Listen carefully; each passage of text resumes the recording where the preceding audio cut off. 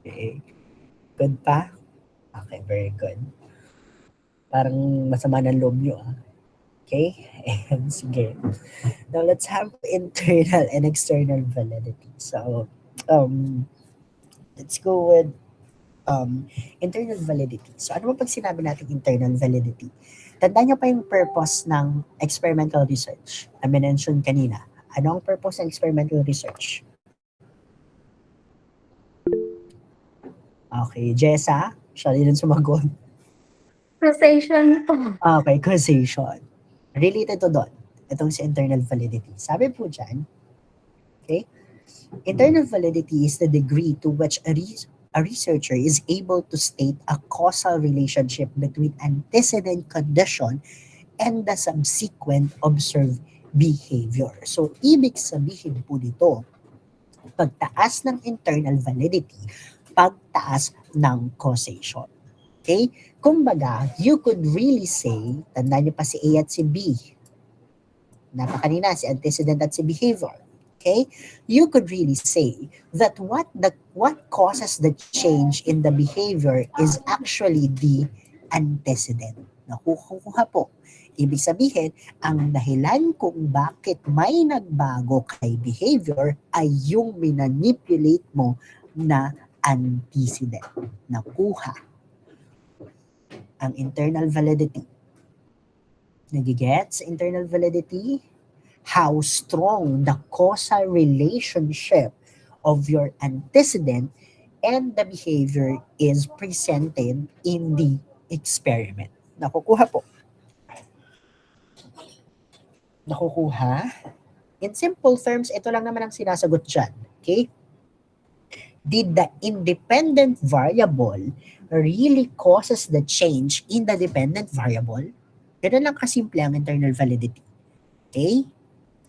Pakinote po nung tanong ha, para madali nyo maintindihan. Did the IV really causes the change in the DV? Internal validity. Okay? So, ang example nga po dyan, a researcher wants to test whether music improves concentration. Sabi dyan, ang independent variable is the type of environment. Music versus silence. Okay? Ang dependent variable mo dito is yung concentration test. Okay? Yung score dun sa concentration test. Ang example ng strong internal validity is that when you randomly assign the participants to either the music group or the silence group. Randomly, wala kayong hindi kayo pwedeng mamili. Okay? So may random assignment. Number 2, uses the same room, lighting, and test for both groups. Ibig sabihin, yung classroom na ginamit mo for may music at wala, yung mismong level ng ilaw, okay? Yung level ng noise, yung oras, at yung mismong araw kung kailan mo ginawa ay parehas. Yung weather kung kailan mo tinuloy yung experiment ay the same. Okay? And then you also ensure that the participant don't know your hypothesis. You could say that the result has high internal validity. Bakit? Kasi you could only attribute the change in the concentration test saan? Doon sa type of environment. Kung music o wala. Hindi mo pwedeng sabihin na, ay kasi iba yung room. Ang ginamit kasi nung may music ay yung experimental lab. Ang ginamit nung walang music ay yung testing room. Okay? Naiintindihan po. Sabi dyan, no, if the music group scores significantly higher, then pwede mo ngayong sabihin that, or you could confidently conclude that music caused the improvement. Dahil po ang ibang variables ay kontrolado mo. Naiintindihan po. Nagkakaintindihan tayo. Okay. Ngayon, sir, halimbawa, hindi namin na-control lahat. Okay? Diyan po papasok yung tinatawag natin na extraneous variable. Sige, type ko na nga lang, mahirap isulat dito. Okay? Type ko na lang dito sa Incol Messages, ha?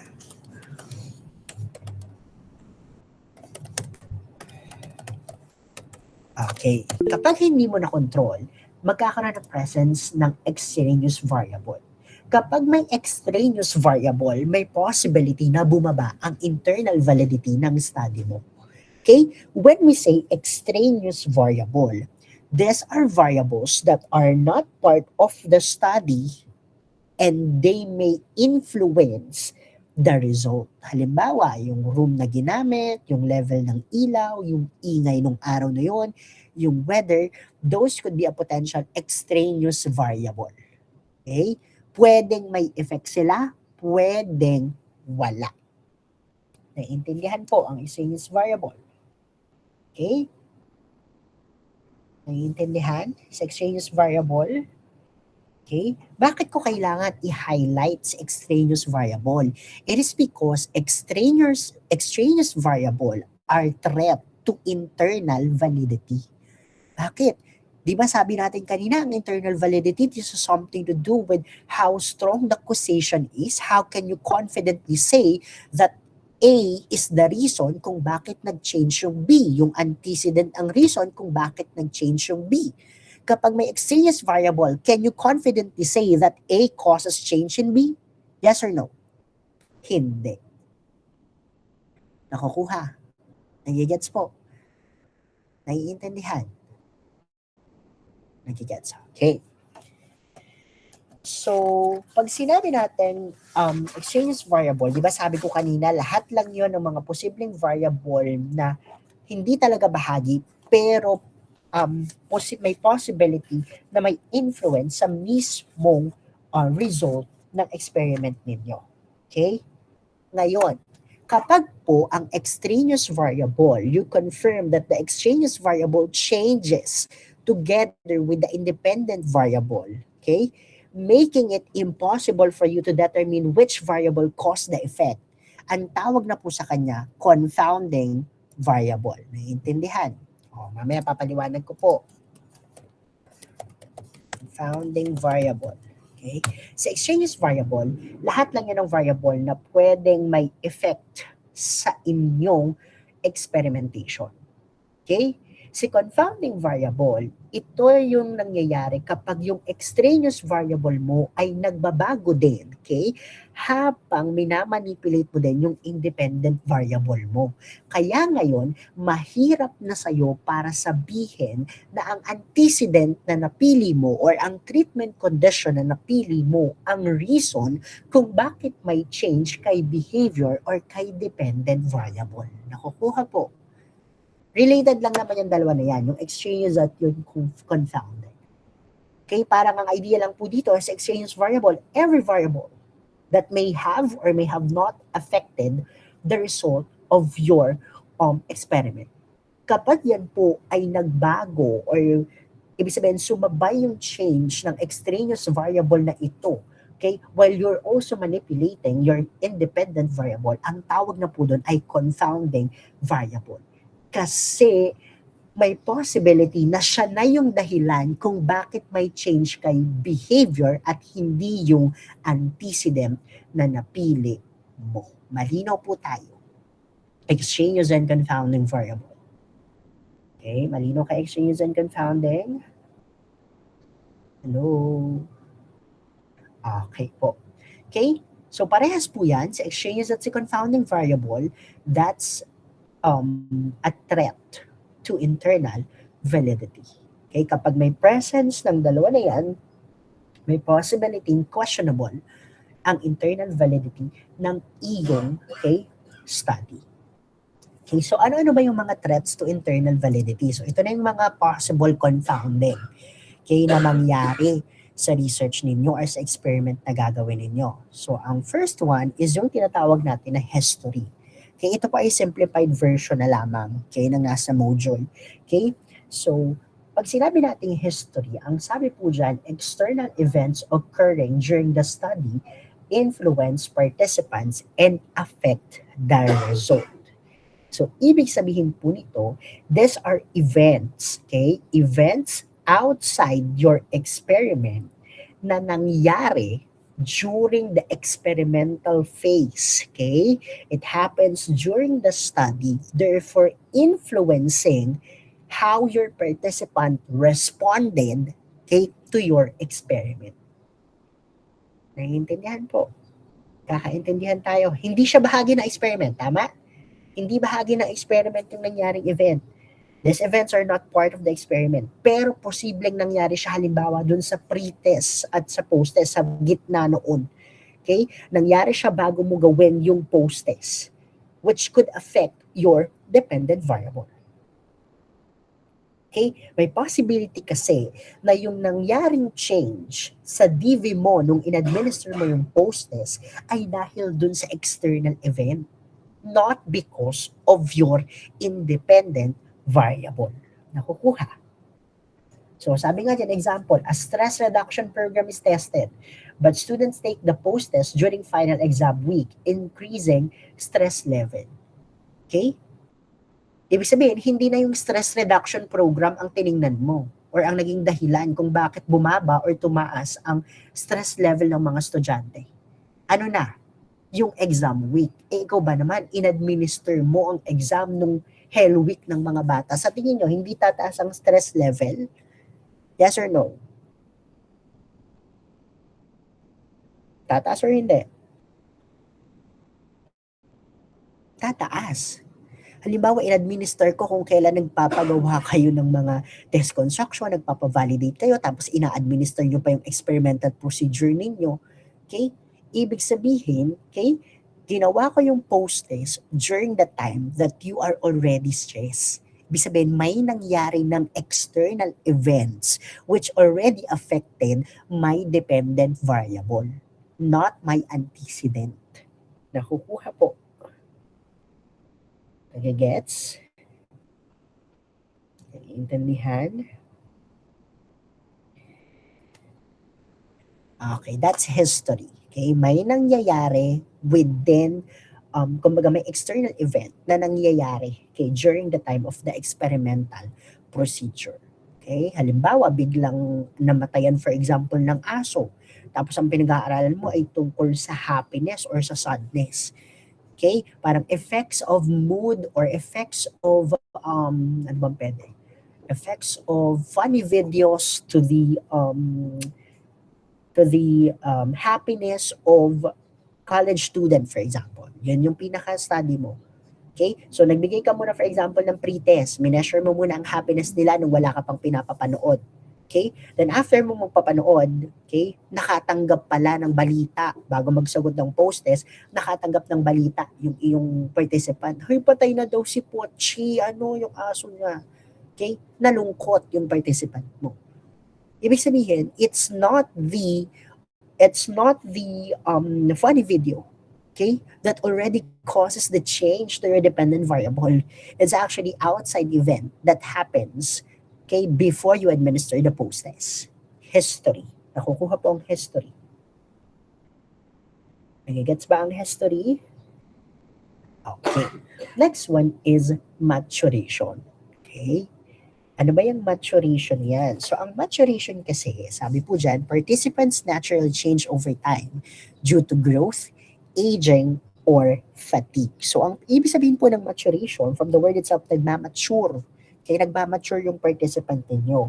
So, this is something to do with the natural, physical, or psychological changes that occurs over your participants over time. Okay? Kumbaga, nangyayari to naturally even without the experiment.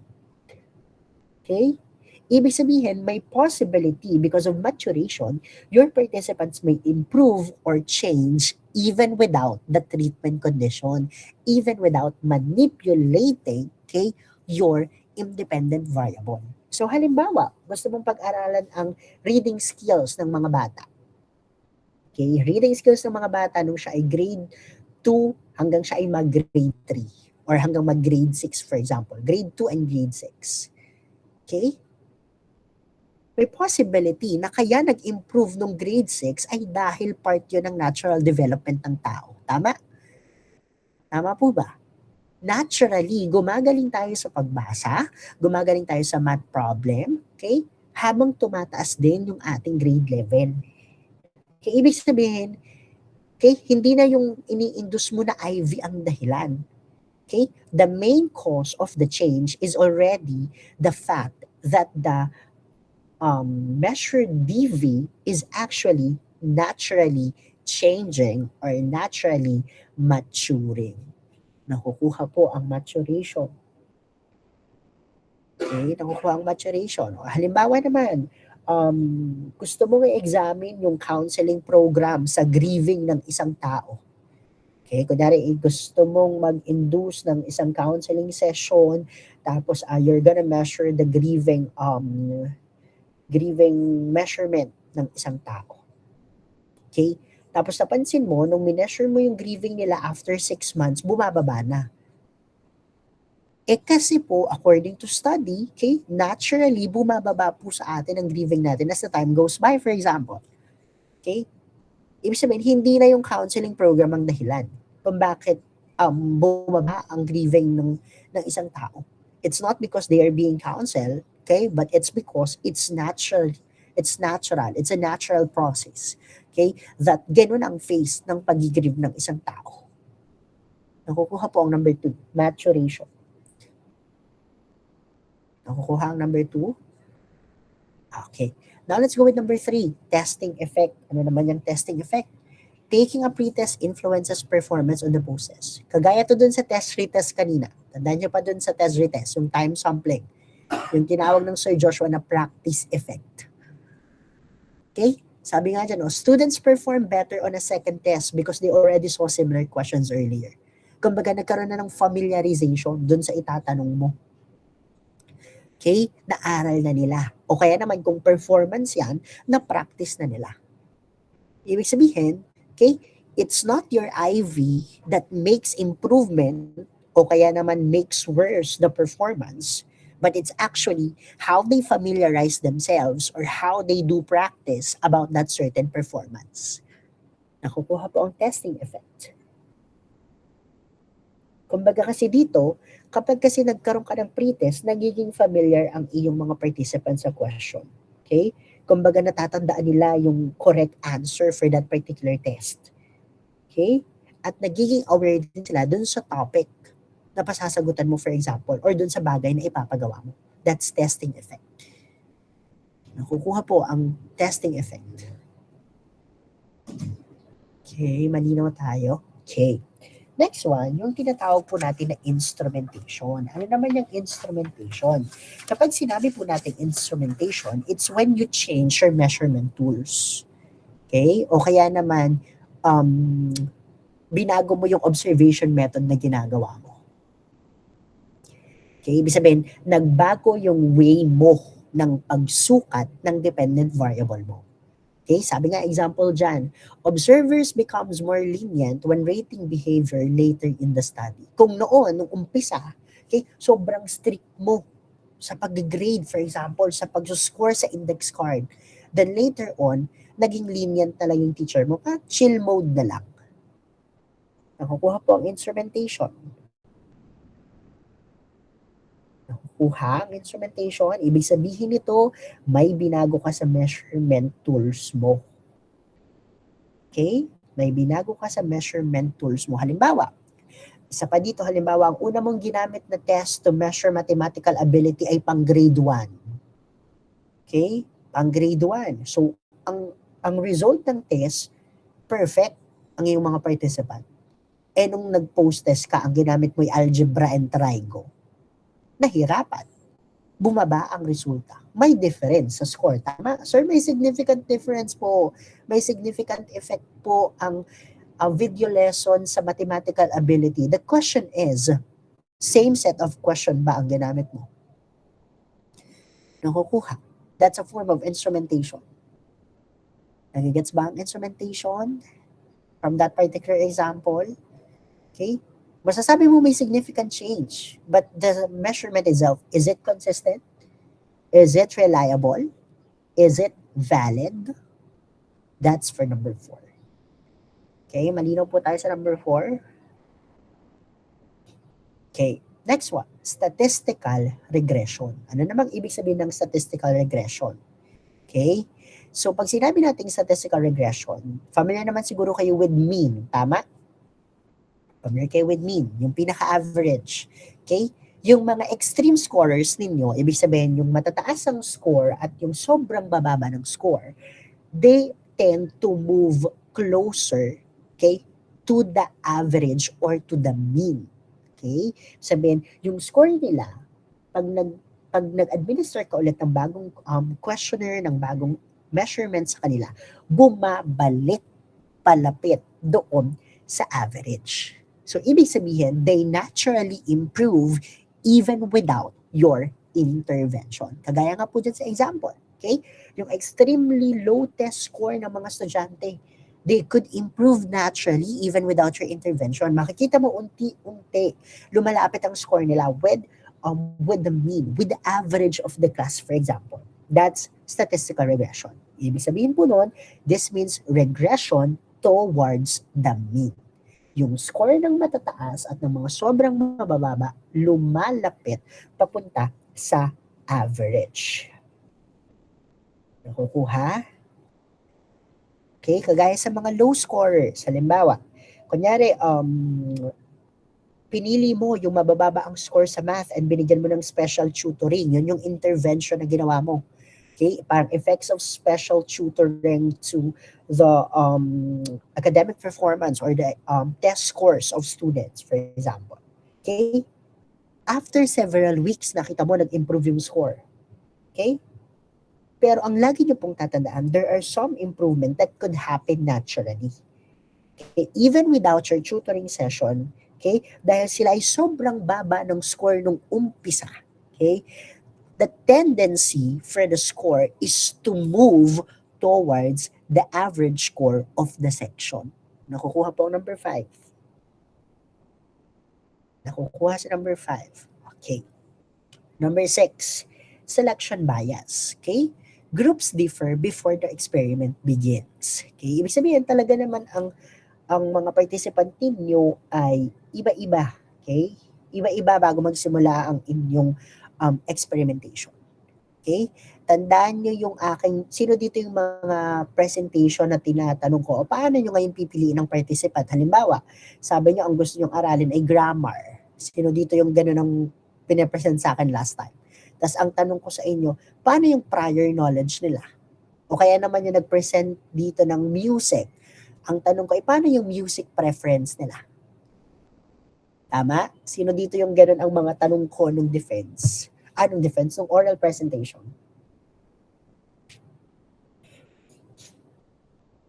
Natatandaan nyo pa? Dun sa iba? Parang kinalagwardya, may gano'n akong question, yung music, ang kanilang pinapresent. Okay? Diba? Ang question kasi doon, of course, they would say na ayaw nila ng mga, kunyari, ayaw nila ng music kasi they are not used to doing it. They are not using music, okay, in terms of studying. Therefore, ang tendency nila, mababa talaga ang score nila. Lalo na kung hindi sila, okay, after doon sa experiment or sa condition na present mo. Kasi meron na silang prior preference. Okay, that's selection bias. Okay, ibig sabihin, okay, meron na agad initial differences ang iyong participant sa simula. Ibig sabihin, yung difference na yon ang nagiging dahilan ng change sa DV at hindi yung treatment procedure mo. Nakukuha. Parang doon sa example ko kanina, yung preference na nila ng music ang dahilan kung bakit may change sa DV. Hindi dahil, okay, hindi dahil doon sa mismong ini-impose ninyo or ini-induce ninyo na levels ng IV ninyo. Selection bias. Nakukuha. Number 6. Malinaw sa number 6? Okay. Number 7, we have subject mortality. Okay? Simple lang to, yung tinatawag na attrition. Pag sinabi natin attrition, nagwi-withdraw ang participant sa study. Okay? Sabi dyan, participants drop out during the study. Halimbawa, sobrang hirap ng iyong experiment. Bigla na lang silang nagli-leave. Okay? Ayaw na po namin. Wala naman tayong magagawa. Tama? Kapag nag-leave ang participant ninyo, they have the right to do it. Ethics-wise, okay, you have to respect the rights and dignity of the participant. Kaya nga may informed consent. Naka-state doon that at any moment, they could withdraw. Even the data na nakuha nyo mula sa kanila, pwede nilang kuhanin. Okay? So that's mortality, subject mortality, o yung tinatawag na attrition. Okay? Kasi ang idea po dito, if many participants leave, okay, the remaining group may no longer represent the original sample. Okay, kumbaga hindi na enough yung matitira sa yung participant to be the representative of the population. Okay? Therefore, okay, it can distort or it can contaminate the result of your experiment. Nakukuha po ang subject mortality. Okay, nakukuha ang subject mortality. Umaalis ang mga participant. Kanino sa number 7? Okay. Number 8, yung tinatawag po natin na diffusion of treatment. Ano naman yan? Dito parang chismisan. Nagchichismisan yung dalawang grupo. Okay, bakit? Members of different groups interact and share information about the treatment. Halimbawa, hindi mo pinaghiwalay ang iyong participant sa bawat treatment. Ngayon, nagkwentuhan ang dalawa. Kunyari, si Jessa at si Jillian ay magkaibang treatment. Kinuwento ni Jessa kay Jillian yung ginawa ng mga experimenter sa kanila. Kinuwento din ni Jillian yung ginawa. Okay? Doon kay Jessa. O kaya naman, halimbawa, is magkakasama yung magkakaparticipant mo. And then, nalaman na nila because of how, kumbaga, because of talking with each other, nalaman nila, ay, ganun pala ang pinag-aaralan nila sa atin. Okay? That's diffusion of treatment. Kumbaga, nagkakaroon ng leakage, parang sa exam. Okay, di ba ang lagi namin iniiwasan sa exam is for you to not be able to share the information about the test. Ganon din sa diffusion of treatment. Kailangan hindi nyo ma-share sa iba, especially sa opposite group, yung inyong treatment condition na naranasan kasi magkakahint sila doon sa pinag-aaralan ng study. Nakukuha po for diffusion of treatment. Okay. Then number 9 is experimenter bias. Sabi dyan, unintentionally, yung mga researcher mismo o yung mga experimenter, they can influence participants or interpret results in a biased way. Okay?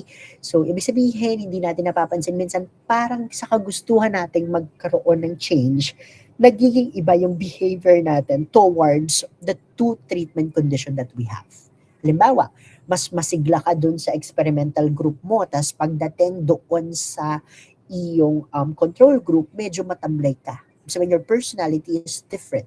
Sabihin, yun pa lang, may possibility, meron na yung effect, okay, sa iyong pinag-aaralan. Hindi yung mismong condition ang nagkaroon ng effect, but you as the experimenter itself, nagkaroon ka ng effect sa kung paano nila ginagawa yung condition na napa-assign sila. Nakukuha po for experimenter bias. Nakukuha ba ang experimenter bias for number 9? Okay. Number 10, yung tinatawag na compensatory rivalry. So itong compensatory rivalry, tinatawag po siya John Henry effect.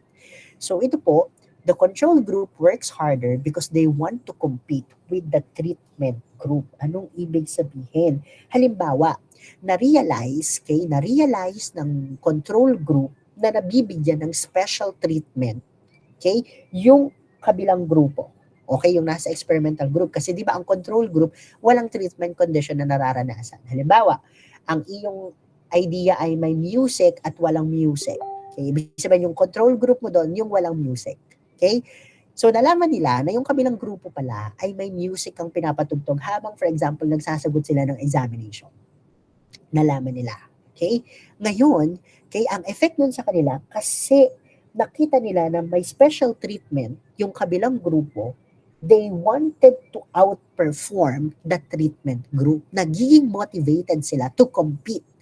Okay? Ibig sabihin, ang motivation na nila is yung competition with the other group, not the effects of absence or presence of music to their test score. Nakukuha niyo po. Mas motivated na sila, hindi dahil doon sa environment ng condition na meron sila. Hindi dahil sa may music or wala ang kanilang condition. But then, it is because they wanted to compete or outperform the performance of other group. Nakukuha po ang compensatory rivalry. Parang nagkakaroon ng kompetisyon. Nagkakaroon ng away between your treatment condition. Malinaw po ang number 10. Okay? Ang idea sa number 10, yung control group gustong matalo ang treatment group. Pero in reality, hindi naman dapat sila magkaaway. Tama? Hindi nyo naman dapat paglalabanin ang mga treatment condition nyo. Hindi naman yung competition. Okay? Kasi ang tinitingnan nyo dyan, yung IV at yung DV. Hindi yung competition that would exist between the groups that you have. Okay? So yung number 11 naman, ito naman ay kabaligtaran ng compensatory rivalry. Bakit siya kabaligtaran? Ang tawag po dito, resentful demoralization. Okay? Dahil nalaman nila, okay, na hindi sila nakaka-receive ng treatment, okay, at sila ay parang hindi nabibigyan ng atensyon sa experiment, the control group would feel discouraged. Sabihin, mawawala yung motivation nila. Therefore, they would perform worst. Nakukuha po. Okay, magpe-perform sila ng poor. Ibig sabihin, hindi na dahil doon sa iyong IV na ini-induce sa kanila ang dahilan kung bakit sila ay hindi nag-perform ng maayos. It is already because, okay, they are feel demotivated because they feel that they don't receive any special treatment. Nakukuha po ang resentful demoralization. Nakukuha ang pinagkaiba ng dalawa. Ni compensatory at ni resentful. Nagigets ba? Hello? Nakukuha nyo ba? Okay? Halos magkatulad yung 10 at 11, tama? Halos magkatulad. Ang magkaiba lang yung naging response nung nasa control group. Okay? Yung 10, parang mas na-boost na, ay, kailangan namin matalo yung nasa kabilang group. Okay, kailangan namin mas manalo. Naging competition ng experiment mo. Yung number 11 naman, okay, nawalan sila ng gana na gawin kung anong ipapagawa nyo. Kasi for them, okay, para silang walang nakukuha man lang na treatment. Parang halimbawa, ang gusto mong pag-aralan, effects of hunger with academic performance, for example. Okay? Nakita nila or nalaman nila na yung kabilang grupo pala ay binibigyan nyo ng Jollibee burger, ng Jollibee spaghetti, ganyan, ng fries and all, ganun yung pinapakain nyo. Okay? Ngayon, compensatory rivalry, kapag ang ginawa nila, hala, may ganyan pala kayo ha, kahit gutom kami, mas mataas pa rin ang score namin sa inyo. Ganon, compensatory rivalry. Okay? Kapag resentful demoralization, ang gagawin nila, hala, sila may ganon, may Jollibee, kami wala. Hindi na lang kami magpa-participate ng ayos sa experiment na to. Resentful demoralization. Malinaw sa dalawa. 10 and 11. Okay? Next one is yung tinatawag natin na compensatory equalization of treatment. Sabi dyan, researchers give the control group extra benefits to make things fair. Okay? Kasi baka ang idea nyo, sir, kung mafe-feel nila na parang hindi sila nakaka-receive ng treatment, di bigyan na lang din po sila ng extra benefits to make things fair. That could also be a potential threats to internal validity. Bakit? Kasi ang ginagawa dito, di ba, nagbibigay yung researcher or yung experimenter ng additional benefits para ma-compensate yung hindi nila pagtanggap ng treatment condition. Okay? Ang nangyayari po dito is that, how do I say it? Pag nagbigay kayo sa control group ng extra benefits, it could reduce the difference between the group. Okay? Kumbaga, mahihirapan kang i-evaluate yung true cause and effect relationship. Kasi meron ka ng idinagdag na variable na dapat naman ay wala doon sa control group mo. Tandaan ninyo, in an experimental research, everything should be constant. Tama? Aside from the levels of your independent variable. Kaya kahit pa ang iyong control group ay walang nare-receive na treatment, okay, hindi ka dapat magbigay ng extra benefits just for you to compensate fairness and etc. Bakit? Kaya nga may purpose ang debriefing eh. Tama? Tandaan niyo pa ang debriefing. Tanda pa ang debriefing? Okay? Kaya mo sila i-debrief na kaya po wala kayo natanggap kanina na ganito, ganyan, ganito, ganyan. Okay? And then saka nyo sila bigyan ng compensation right after you do the experiment. Okay? After nyo mag-debrief, saka kayo magpamerienda, for example. So they would know, kaya pala nila ginawa yun. Okay? Hindi na-expose yung true purpose ng study nyo, hindi nagkaroon ng confounding variable. nakukuha po ang 12 ito. Malinaw tayo sa 12 ito. Malinaw po? Ulit lang. Ano nga ulit pag sinabing history? Everyone? O anyone from the class? Anong meron sa history? Bakit siya confounding? Yes, Jillian. Ano po, sa history po ay may external events na nag-occur po during the study or yung post-test po ay nag-affect po sa magiging result na validity po. Okay, may nangyaring event bago mo gawin yung post-test. Okay, halimbawa, nung nag-measure ka ng stress level, exam week pala yun. So malamang, mataas ang stress level nila. Okay, how about maturation? Aside kay Jillian ha, Katibo. Ito po yung maturity of participants. Okay. Natural at physical, psychological of Okay. participants over time. Okay, naturally, nag-improve, nag-mature, or kumbaga, it's a natural process na nangyayari sa isang tao. Yung reading ability natin, yung pagtangkad ng isang tao, yung pagtanda ng isang tao, yung grieving ng isang tao, kumbaga natural na nag-unfold sa isang tao. So may possibility hindi yung IV ang dahilan kung bakit may change sa DV. How about testing effect? Matnog. Sir, may previous na nasagutan na po siya, kaya po familiar na siya. Okay, familiar na siya or na-practice na niya. Okay? Kaya siya testing effect. Ibig sabihin, mas gagaling talaga siya kasi alam na niya kung ano yung tinetest mo. Okay? Instrumentation. Dumondon. Sir, ano po, may binago po sa measurement tools. Okay, may binagong measurement tools. Kung noon ay madali ang pinagawa mong exam, ngayon hinirapan mo. Kaya may difference na nangyari. Okay? Statistical regression. Aside kay Katibo, ano meron sa statistical regression? Hindi na si Domondon. Dadalba na ba ang estudyante? Anong nangyayari sa mga extreme scorer? Jessa? Kahit po wala kayong ginagawang intervention is nag-improve pa rin po yung tao. For example po, yung mas mababa po yung nakuha is gaganahan po sila mag-aral para po mag-improve. Okay, lumalapit siya sa average, sa mean. Okay, nagre-regress even without intervention. Selection bias. Aside kay Jillian, hoy, iba naman. Aside kay Jessa, aside kay Joshua. Selection bias. Hoy. Parang wala na akong kausap. Raisa.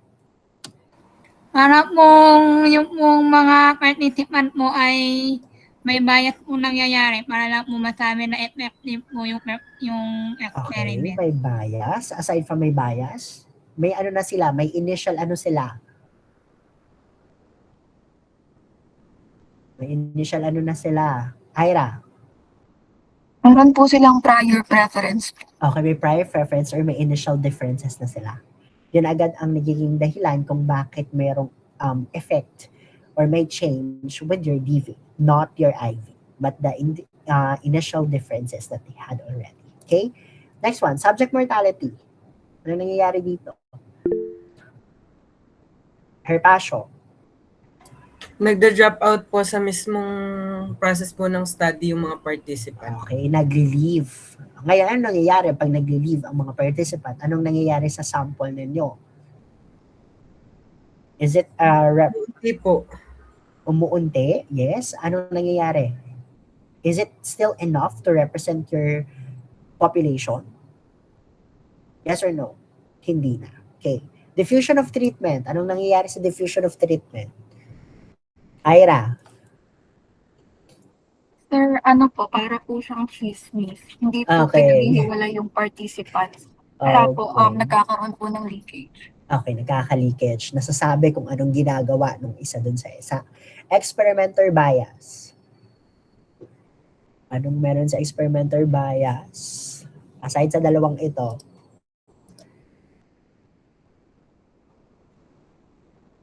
hoy, ano pa? Anong experimenter bias? Kabali.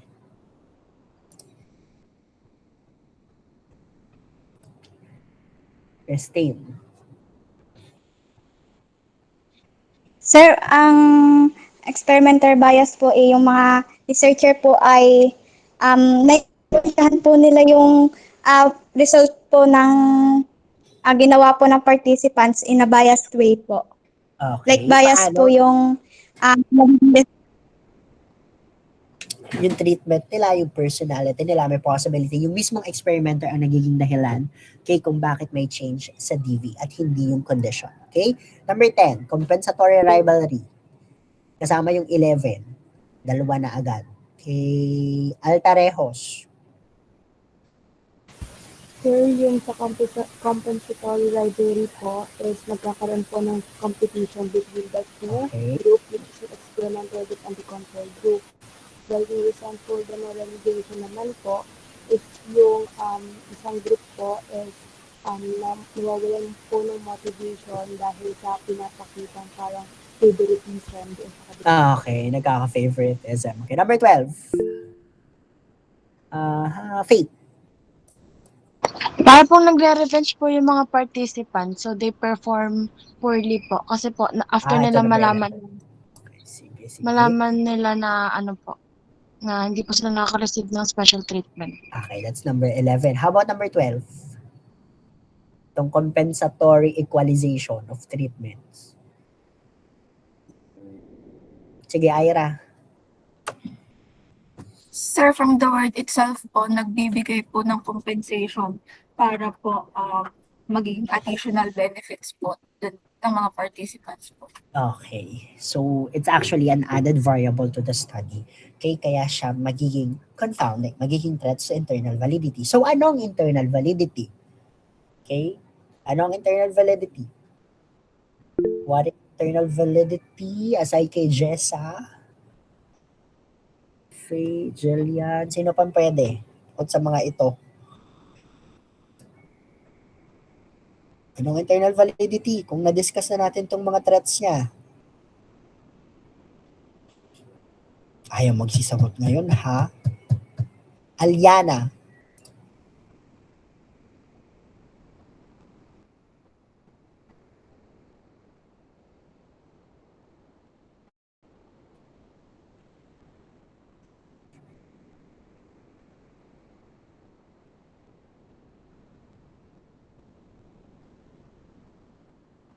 Okay. Dayanara. Ano pa ang IV? Ay, ang IV, ang internal validity. Yeah, IV din pala siya. Kapag pumataas ang internal validity, ibig sabihin po malinaw na ang cause ng pagbabago sa outcome ay yung intervention mismo, hindi Okay, hindi tama. po dahil sa ibang variables o external influences. Okay, very good. Okay, malinaw na po tayo sa internal validity. Kung ano ang internal validity. Okay, A and B ang tatandaan nyo dito. So, sabi nga ni Ms. Madrigal kanina, ano po? Okay, ang dahilan kung bakit may effect dun sa outcome ay si A at hindi ang extraneous or ang confounding variable. Malinaw. To threats sa internal validity. Okay, kung may internal validity, hindi pa tayo tapos, may external validity. Ano po? So, ano naman yung external validity na yan? Okay? So, itong sa external validity, this has something to do with generalizability. Okay? Ano ba pag sinabing generalizability? Sabi dyan, how well the findings of the experiment generalize or apply to situations that were not tested directly.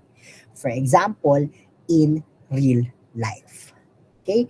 Ang pinopoint po ni external validity has something to do whether if the result of the study, okay, can be applied, okay, to different people, okay, or to other people, to other places or other environment, okay, or to different times. Okay, kasi may tinatawag po tayong population validity, meron tayong tinatawag na ecological validity, at meron din po tayong tinatawag na temporal validity. Lahat po ng iyon ay under ng external validity. Okay? Lahat, ang external validity, generally speaking, it has something to do with generalizability. Ang pinagkaiba lang ng mga tatlo, okay? Pag sinabi nating population validity, it has something to do with the question, can the results apply to other people? Kaya siya population. Okay, pwede bang i-apply, okay, yung resulta na yon sa ibang grupo or sa ibang uri ng tao? Like for example, ang experiment mo, ang ginamit mo ay mga college student. Pwede ba yan sa mga bata? Yung result ba ay applicable sa mga bata? Ang result ba ay applicable sa mga working professional? Applicable sa mga teacher? Population validity. Okay? Sa ecological validity naman, can the results apply to other places or environment? So dito naman, generalizability ng findings sa saan? Okay? Sa environment or dun sa mismong place. Okay? Kasi usually, ang experimental research, saan ba siya ginaganap? Sa controlled setup. Tama? Sa controlled environment. Sa laboratory kadalasan. Okay? Ngayon, titingnan mo, yung bang result na to ay applicable din para sa, for example, sa school, para sa office, para sa, ano pa bang pwede nating environment, para for example, sa family setting. Okay? That's ecological validity. Ang temporal validity naman, it has something to do with can the results apply to different times, sa iba't ibang panahon. Naiintindihan po ang tatlo na external validity. Okay? Population, okay? Ecological, and temporal. Pero lahat po ng yon, okay, related with external validity because external validity, it's about generalizability. Malinaw po.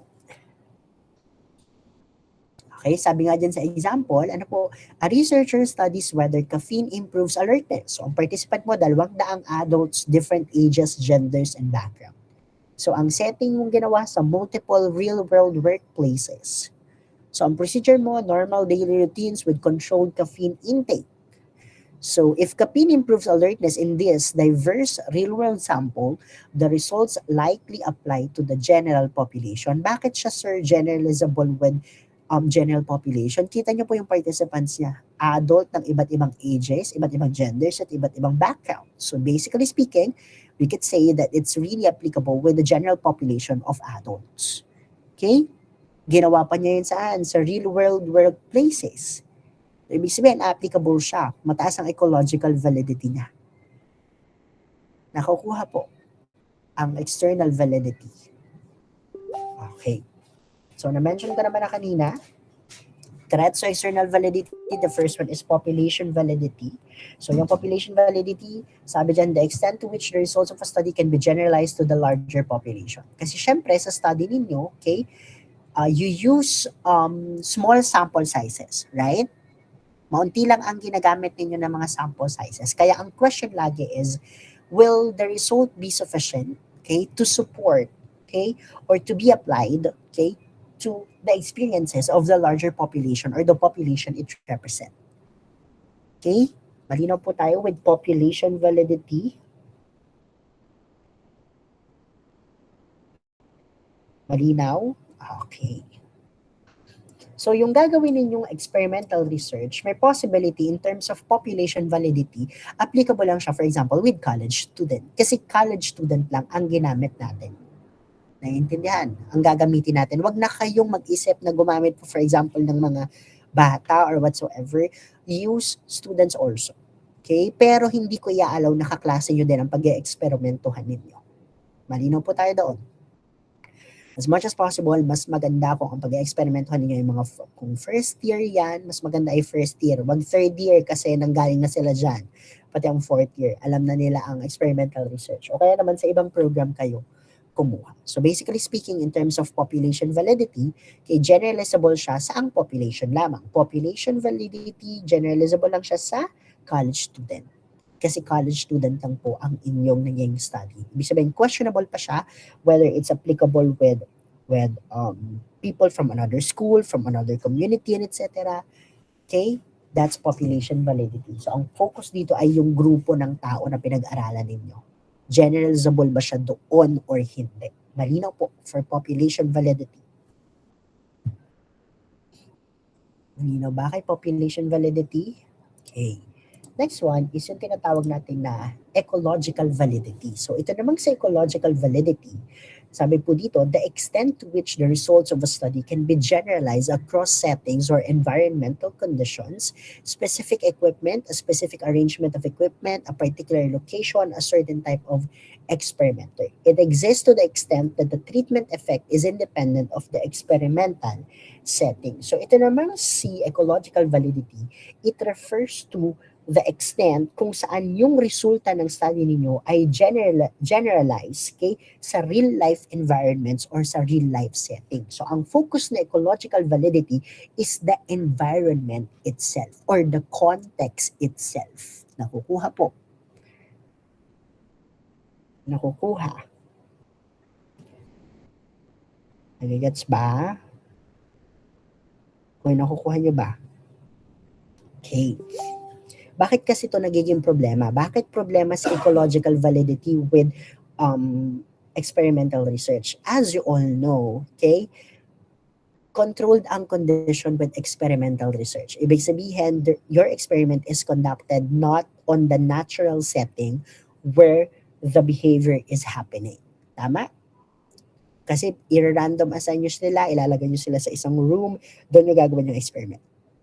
So walang naturalistic observation for experimental research. Therefore, we could really question the ecological validity of your experiment. Kasi nga, nangyari siya sa isang controlled condition. Okay? That's for ecological validity. Is the result applicable to all setting, to all real-life setting, or to all environmental condition? Okay? So, meron pong mga threats to ecological validity. Kung may threats to external validity, may mga threats din to ecological validity. Ano-ano yon? Meron po tayong tinatawag na multiple treatment interference. Okay? Pag nakita nyo po itong SS, this one, it means subject. Okay? Huwag malilito ha, subject po or participant ang ibig sabihin niyan. Okay? Ano ba pag sinabi nating multiple treatment interference? So pag sinabi nating multiple treatment interference, yung participant ninyo, okay, it receives more than one treatment condition. And the effects of earlier treatments influences the later condition. Para siyang sequencing effect. Okay? Kung hindi ako nagkakamali, merong ganitong proposal nung una. Kina Ira, tama? Ms. Guevara? Ang sa inyo is yung parang sabay ninyo, parang pinag-combine ninyo yung study break, yung duration, at yung time. Yun yung una yung ano sa akin. Kumbaga multiple. Sa isang treatment, may multiple multiple condition already. Okay? Kaya po, ang ginawa naming solution dito, okay, para po mas maging maayos, is to first do an experimental procedure. Anong unahin ninyo, Ira? Yung duration or yung time? Yes, sige, magsalita. Yung duration. Yung duration. Kasi gusto nyo munang malaman yung optimal level ng case study break. So kung malaman nyo doon na 5 minutes pala ang optimal level, yun yung i-apply ninyo. Sabihin, 5 minutes for passive break and 5 minutes for active break. Okay? Yun po yung pwede nyong gawing solusyon for multiple treatment interference. Okay? So, yun lang naman po for this one. I won't dwell with this too long. Okay? Hawthorne effect naman, simple lang po dito. It has something to do with, how do I say it? Behavior changes when you know that you are being observed. Okay? Yun po ang idea for Hawthorne effect. Okay? Pag alam nyo na kayo ay pinag-e-eksperimentuhan, nagbabago po ang behavior niyo. Parang sa klase lang, pag may classroom observation, tama? Pag may classroom observation, sir, talagang kahit hindi naman kami ganun ng normal naming araw, talagang active na active kami sa klase. Kung halimbawa, may observation tayo ngayon, online, pustahan tayo, nagre-react kayong lahat ng heart ngayon. Kaya na parang pinlastic nyo kasi parang compliant siya na, hoy, mag-react kayo at kailangan ko para ma-impress sa akin ng nag-o-observer whatsoever. Okay? So, ang dahilan kasi for Hawthorne effect, first one is compliance. Parang you are required to do it. Okay? Na parang, I have to comply kasi I'm being observed. I have to do it because I'm being observed. Second one is diligence. Parang you're obeying. Okay? Kung ano yung, tag dito, ano yung ina-expect na dapat maging behavior mo because you are being observed by one observer. Naiintindihan po for Hawthorne effect. Malinaw tayo sa Hawthorne effect. Okay? Ang nangyayari dito, nagiging cooperative kayo, mas nagiging motivated kayo, mas nagiging attentive kayo. Okay? Meron tayong tinatawag na novelty. Yes, Elmo. Sir, yan ba yung tinatawag na social desirability bias? Yes. Related to doon, tsaka sa demand characteristic na i-discuss natin sa next chapter. Okay? Related to doon, itong si Hawthorne effect. Okay? Nagbabago yung behavior mo because you're being observed. Therefore, you're trying to elicit a socially desirable behavior. Okay? So, yon. Then, may tinatawag po tayong novelty or disruption effect. When the novelty diminishes, the treatment effect may disappear. So, ganito kasi yan sa novelty or disruption effect. Ano po? May times na yung improvement po ay nangyayari, for example, yung change sa dependent variable ay nangyayari because the treatment is new or the treatment is exciting. Kumbaga sa umpisa, yes, it's so exciting, it's new to us, bago yung pinapagawa sa amin ng experiment na to.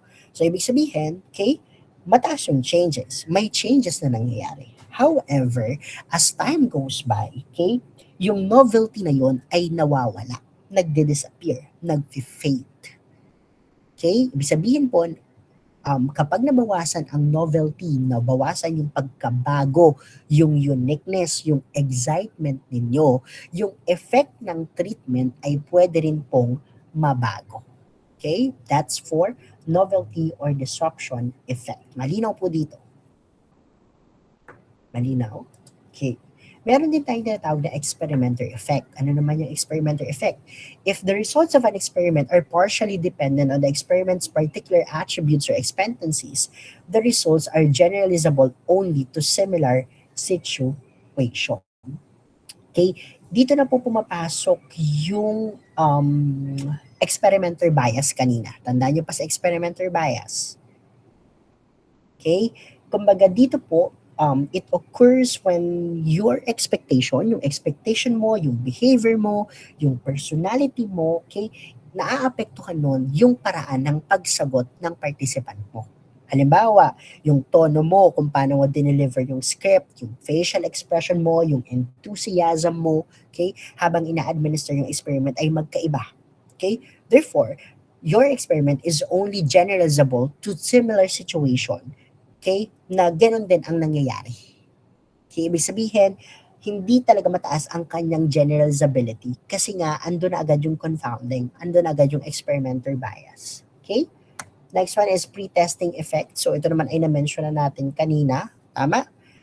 Doon sa threats to internal validity also, it has something to do with parang kapag nag-take ka ng pre-test, mas nagiging familiar ka na. Kaya ang term po na ginamit dyan ay sensitize. Okay? Kumbaga, you familiarize yourself, okay, because you already encountered similar questions a while ago. Therefore, you respond differently to the experimental treatment. So, parang related to with demand characteristic. Okay po? Kumbaga, dahil nalaman mo or nabuko mo, okay? Nabuko mo because of that pretest, nabuko mo yung iyong experimenter na, ganito pala ang gusto nyo ha, gusto nyo pala kaming mag-confirm ha. Therefore, I would either act that way o kaya naman I would rebel against your experiment. That's pretesting effect. Malinaw po tayo dito sa threats to ecological validity. Malinaw? Multiple treatment and then Hawthorne effect. Kasama po niya si novelties, experimenter, at si pretesting. Okay? Now, let's go with temporal validity. So, ano naman yung temporal validity? Sabi ko naman kanina sa inyo, this is something to do with experimentation across time. Okay? So, ibig sabihin po, whether your experiment or the result of your experiment is generalizable across different period, across different time. Okay? So, ang nangyayari po dito, Yan, sabi nga dyan, most psychological studies are conducted during one time period or single session. Kagaya nung sa inyo, okay? Usually, gagawin nyo yan ng isang araw, okay? O kaya naman, baka yung iba, 2 araw, kung 2 araw yung experiment niyo, pero tapos na yun pagkatapos nun. Okay? So, one time period lang siya. Ngayon, ang tanatanong dito, kung yun bang nakuha yung result ay true across different periods of time. Yan ba ay ganun pa din kapag halimbawa yan ay ginawa ng susunod na taon or after 10 years and etc.? Okay? So, results of an experiment can vary depending on the amount of time that elapses between the presentation of the IV and the assessment of the DV. So, meron pong mga time variation na nakakaapekto ng ating ng ating pong temporal validity. So, ano yon? First one, yung tinatawag po natin na seasonal variation. Okay? Pag sinabi nating seasonal variation, these are variation that occurs when results change at a regular time intervals during the year. Ibig sabihin po nito is yung result ay talagang magbabago. Okay? Magbabago talaga yung result na yun because of that particular season. Okay? May 2 form po siya para maintindihan nyo. First one is yung fixed time variation. Pag sinabi natin fixed time variation, this means specific, predictable points in time. Ibig sabihin po, nangyayari ito okay, at predictable times. Kapag alam mong ito na yung panahon na yon, okay, you know for a fact that there would be change in the dependent variable already. Ano ang mga examples sir, ng fixed time variation? Halimbawa, you're measuring stress level. Okay?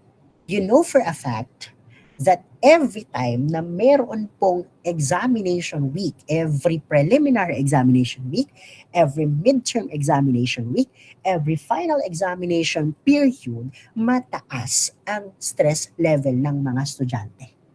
That's fixed time variation. Ibig sabihin, specific, alam mo kung kailan, okay? Naiintindihan po.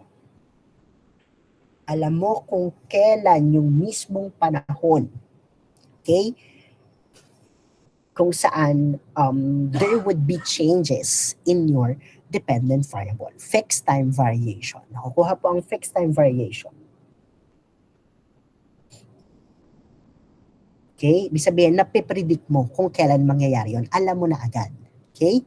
Ito namang si variable time variation. Yes, may nangyayari ding changes sa inyong dependent variable. Okay? Pero, it occurs after specific events. Ibig sabihin, kailangan mo nang mangyari yung events, okay? Pero hindi mo alam kung kailan yun mangyayari. Okay?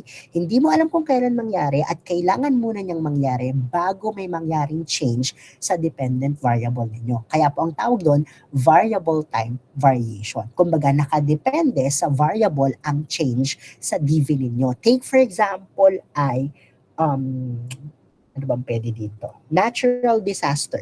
Kunyari, stress level din ang may measure ninyo. Okay? One example of variable time variation is natural disaster. Hindi mo alam kung kailan mangyayari ang natural disaster. Tama po?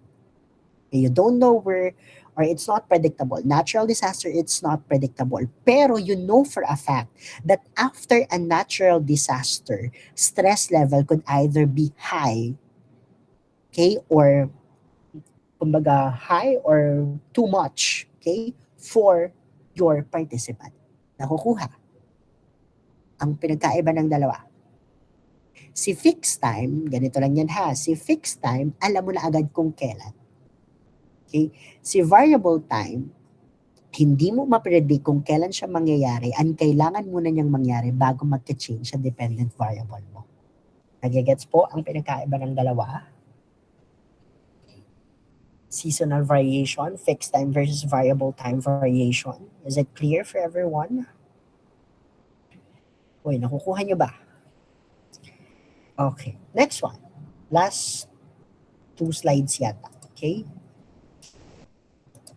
Okay, but I next. Ayun ang mag-next. Cyclical variation. So ito namang cyclical variation, a regular variation that occurs within people and other organisms. It can interact with experimental condition.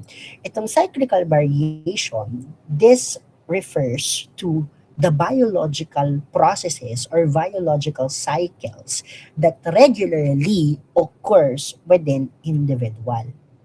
Okay? Anong halimbawa nito? Halimbawa nito ay sleep cycles o kaya yung hormonal cycles, yung mood fluctuation. Ibig sabihin yun po ay normal na mga proseso na nangyayari sa inyong sarili that could alter how you would respond to an experimental treatment or to a treatment condition. Halimbawa, you are measuring attention level. Okay? You are measuring attention level. Okay? At pwede pong may kaibahan ng attention level ng inyong participant depende kung kailan nyo ginawa yung testing. Halimbawa, ginawa nyo yung testing nung sila ay nung morning. Okay? O kaya naman nung gabi. That's a form of sleep cycles. Okay? O kaya naman ginawa nyo yung testing nung mga panahong may mood fluctuation sila. Okay? Cyclical variation. Ginawa niyo yung experiment nung mataas ang mood ng inyong mga participant o kaya ginawa niyo nung sobrang down na down sila. That could be a form of threats, okay, to temporal validity. Malinaw po tayo sa cyclical variation. Sabihin, ito yung mga biological or psychological cycles that regular na nangyayari sa mga individual. Malinaw po sa cyclical variation. Okay. Next one is personological variation. So, last one na po ito. So, ano naman itong personological variation? So, personological variation, this is a variation that occurs in the characteristic of an individual as a function of time. Characteristics within a person are relatively stable across time, but this may not be true for all traits, especially those which are to a great extent dependent on the environmental stimuli. So, ibig sabihin po nito is that this has something to do dun sa mga changes, okay? Changes na nangyayari sa isang tao over time because of personal development. Kaya po siya tinawag na personological, okay? Because of personal development or life experiences. Ibig sabihin, may possibility na may changes, okay, sa isang tao, okay, buhat nung in-administer mo yung unang exam and then after nung pina-administer mo ulit siya. Like, anong example nito?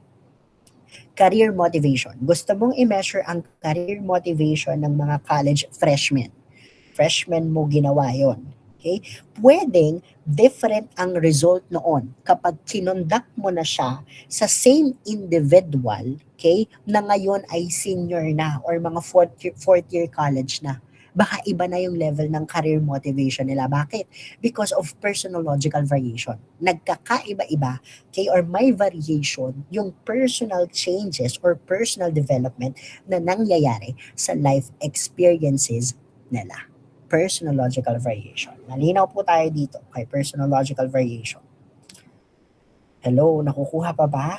ESP? Okay, malinaw? I think that ends for chapter 5. 5 pa lang po yun, may chapter 6 pa, ano? Okay, kaya pa? Naintindihan ba ang mga ito? Okay. Yung chapter 6, medyo madali na lang naman yun.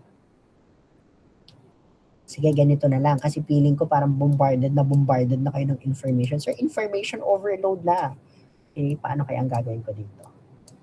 Kasi feel ko hindi nyo na madadigest yung chapter 6 sa dami ng chapter 5. Ganito na lang. Kailan kayo may bakanting oras? Kasi ay hindi ko ipupursue ang klase. Knowing how you are reacting, na wala na yung dating sigla nyo itong unang mga slide, parang nagka-sudden decline. Ano? May klase ba kayo ng Lunes? Ha? Kahit mga kasi kaya naman siguro to ng mga 1.5 hour kasi medyo mahaba-haba pa din tong sunod. Hindi nyo na ito maintindihan. Kilala ko kayo. Ano po? Ano tayo? Sige, Monday. Okay lang ba Monday? Monday ko itutuloy. Kasi hindi na ito maintindihan ng iba sa inyo. Sure ako. Kahit siguro mga 5 to 7.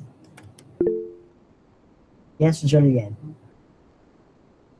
Sir, full sched po kami pag Monday, bali hanggang 7 p.m. po ang klase namin noon. Wow. Tuesday.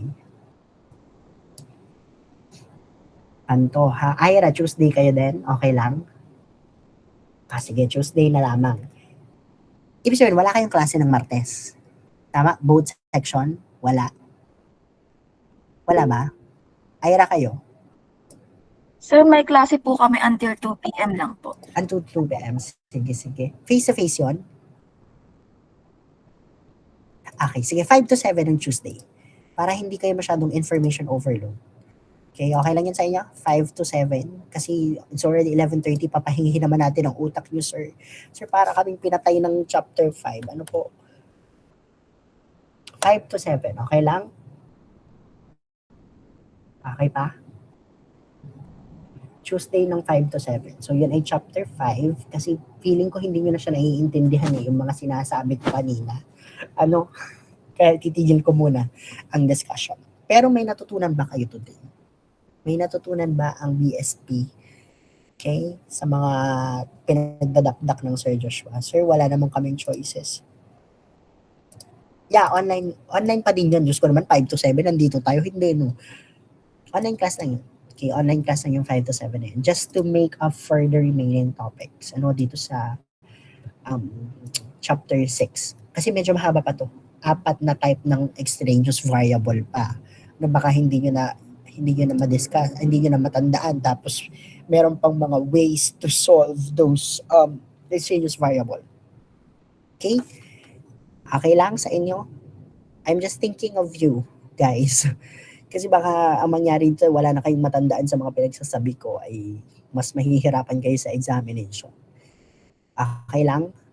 Sige. Tuesday, 5 to 7 p.m. Okay? Yes, Mr. Pantoja. Sir, ano pong agenda po natin next Saturday? Ganito. So, on Tuesday, it's chapter 6. Okay? Itong controlling extraneous variable, siguro 1.5 hour would do for this discussion.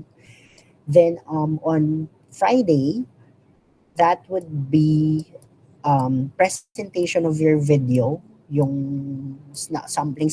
Tandaan nyo pa? Saturday, magdi-discuss po ang Sir Joshua face-to-face kasi walang kuryente noon. So, kailangan ko mag-discuss ng face-to-face. Okay? So, i-discuss ko yung last chapter. Malinaw po. Sir, next Saturday po, ano po yun, chapter test ulit? Oo, yes, you're right. Okay? Chapter test and then consultation ulit tayo. Yung last week natin before midterm consultation in chapter test.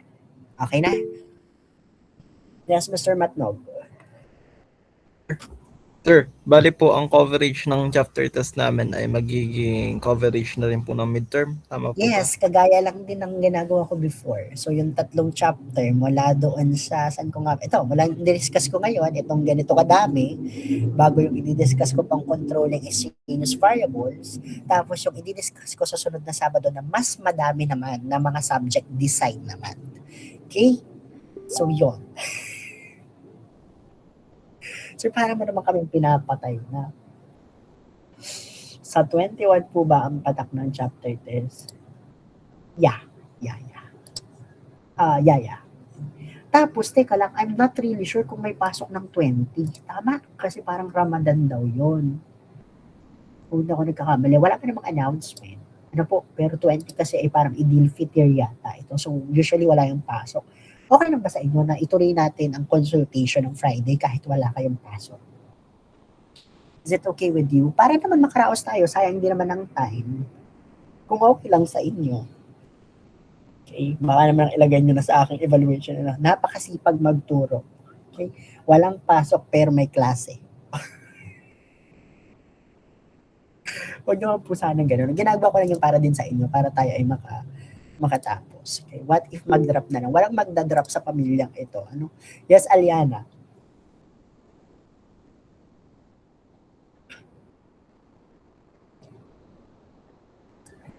Mamaya. Okay? Mamaya siguro. I-chat nyo sa JC para matandaan ko, ha? Nakakalimutan ko na kasi dami yung ginagawa. Too late. May drop form na po. Tigilan nyo ang pagda-drop, ha? Baka kayo ma-effects of dropping to the mental health of the teachers. Charot. Okay. Okay, malinaw po. May natandaan ba kayo sa diniscuss ngayon? Yung totoo? May natandaan?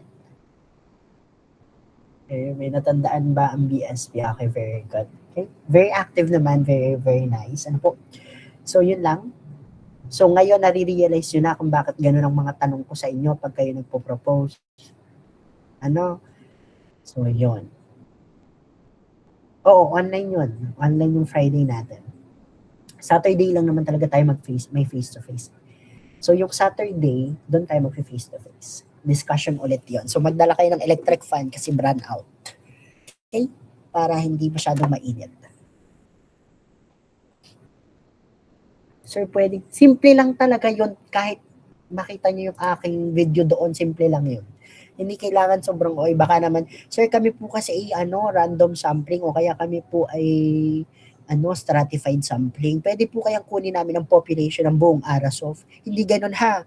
Hindi ganon, hindi kailangan ganon. Pwede kasing halimbawa, ang gusto nyo ay simple random sampling, gamitin nyo ang buong section. Yung listahan ng buong klase nyo. So, binubunot kunyari or whatsoever, kung anumang paraan yan. Okay? Kung stratified naman yan, o kunyari grupo-grupo, ito galing sa section 1, sa section 2, ganyan. Depende sa inyo. Hindi kailangan sobrang OA. Promise. Yung simple lang yung video na ipapakita ko sa inyo para mas madali na siyang mag-gets. Okay?